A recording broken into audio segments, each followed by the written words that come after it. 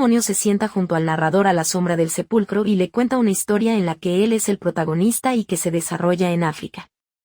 El demonio describe su entorno, caracterizado por las aguas color azafrán del río, en cuyo lecho se extienden lirios a lo largo de muchos kilómetros y del que sale un gorgoteo perpetuo. No hay viento, pero las aguas burbujean ruidosamente bajo los rayos del sol, creando un paisaje que no conoce la quietud. Sumérgete en esta fábula de Edgar Allan Poe. Las crestas de las montañas duermen, los valles, las rocas y las cavernas están en silencio. El demonio, poniendo su mano sobre mi cabeza, me dijo: escúchame. La región de la que hablo es una región lúgubre de Libia, en las orillas del río Zaira. Allá no hay ni reposo ni silencio. Y las aguas del río son de un tinte azafranado y lívido. Y no corren hacia el mar, sino que eternamente se agitan bajo la pupila roja del sol, con un movimiento convulsivo y tumultuoso. De cada lado de aquel río de lecho fangoso se extiende, a una distancia de muchas millas, un pálido desierto de gigantescos nenúfares. Suspiran el uno por el otro en aquella soledad y tienden al cielo sus largos cuellos de espectros e inclinan a uno y a otro lado sus cabezas sempiternas, y un rumor indistinto se levanta de ellos como el correr del agua subterránea, y suspiran entre sí. Pero se halla una frontera en su imperio, y esa frontera es una selva alta, sombría, horrible.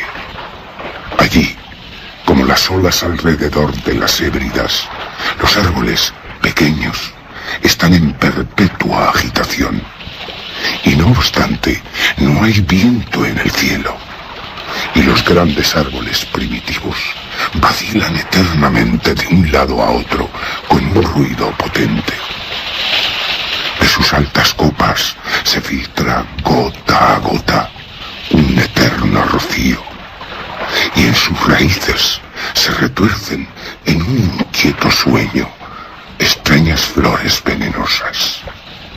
Y en lo alto, sobre sus copas, provocando un suave eco, nubes de plomo se precipitan hacia el oeste, hasta que, como una catarata, se vierten detrás del muro, ardiendo del horizonte.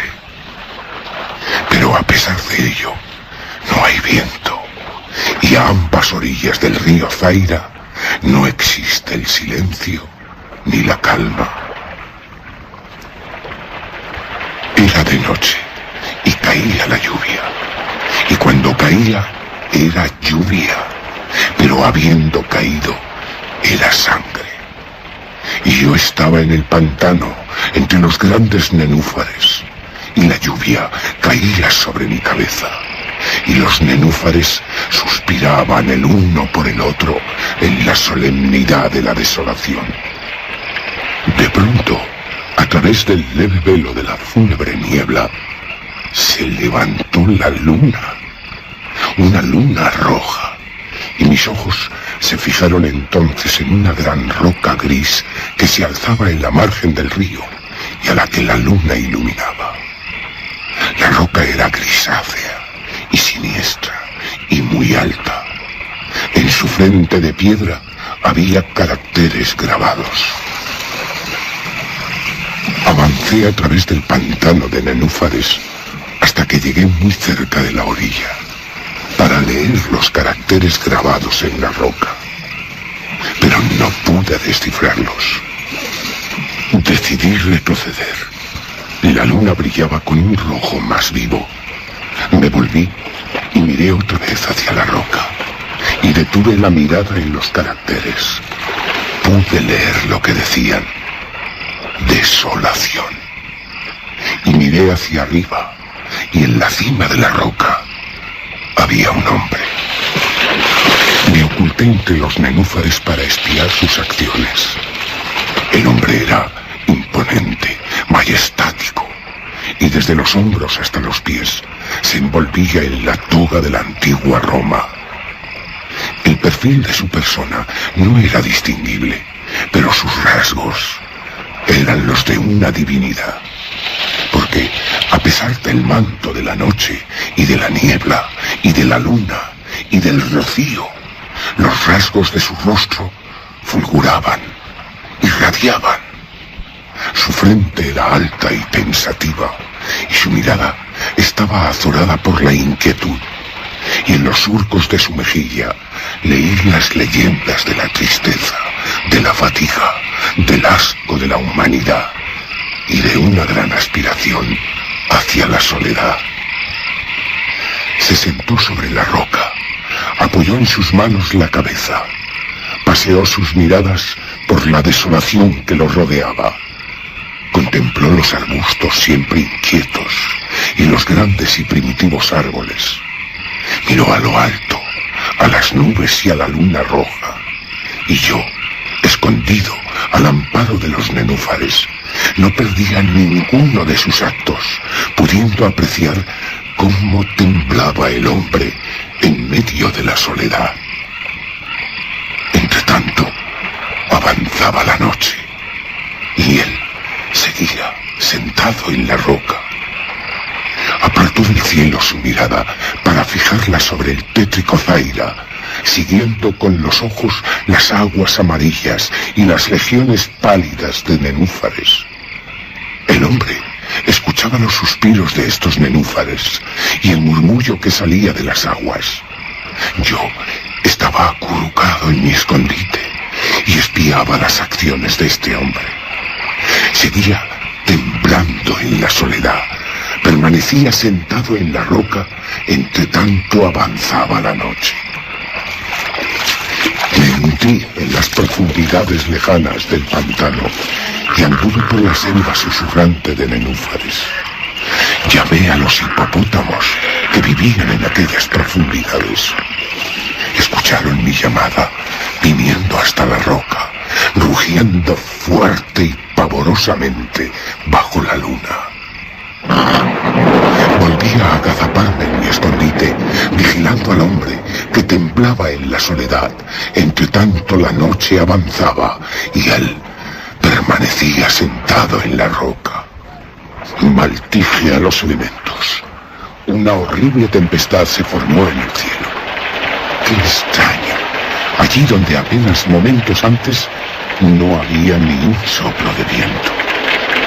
El cielo se puso cárdeno por la violencia de la tempestad. La lluvia azotaba la cabeza del hombre. Las aguas del río se desbordaban. El río torturado se deshacía en espuma. Los nenúfares crujían en sus lechos. La floresta se desmoronaba ante el viento.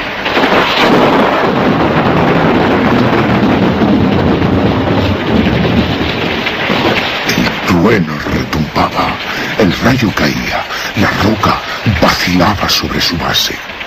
Y yo seguía acurrucado en mi escondite para espiar las acciones del hombre.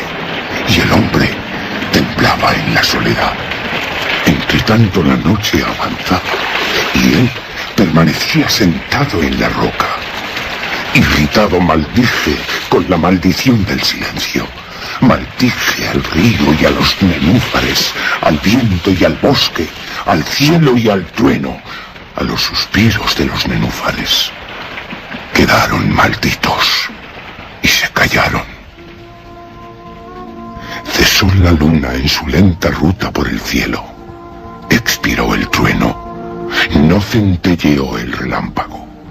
Las nubes colgaron inmóviles. Las aguas volvieron a su lecho, permaneciendo en él.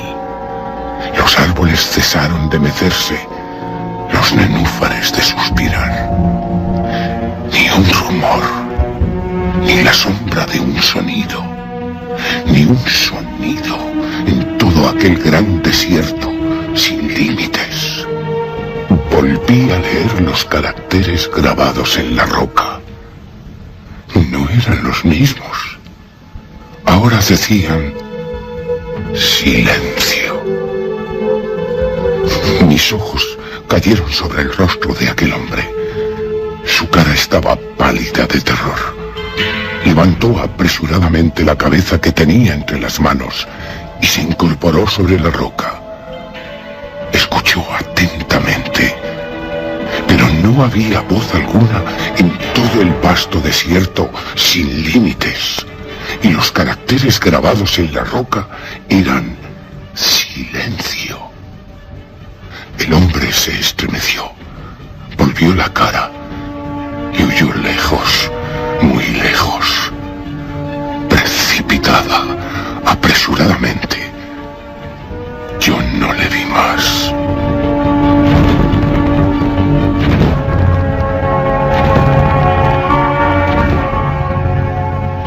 Hay muy hermosos, bellos cuentos en los libros de los magos, en los melancólicos libros de los magos encuadernados en hierro. Hay en ellos, repito, admirables, espléndidas historias del cielo, de la tierra, del bravo mar, y de los genios que han reinado en el mar, en la tierra y en el cielo sublime.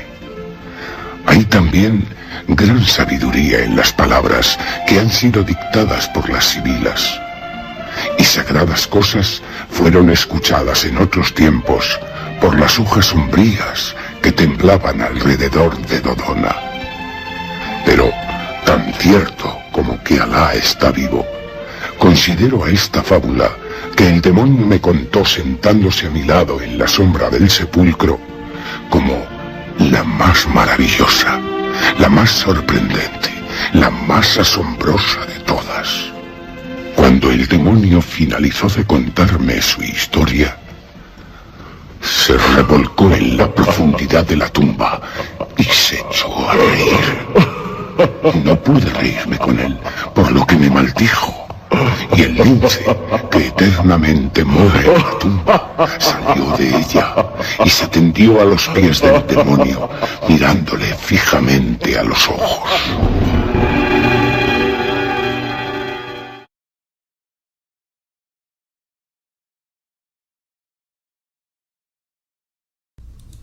Esto fue El Búnker del Cuervo.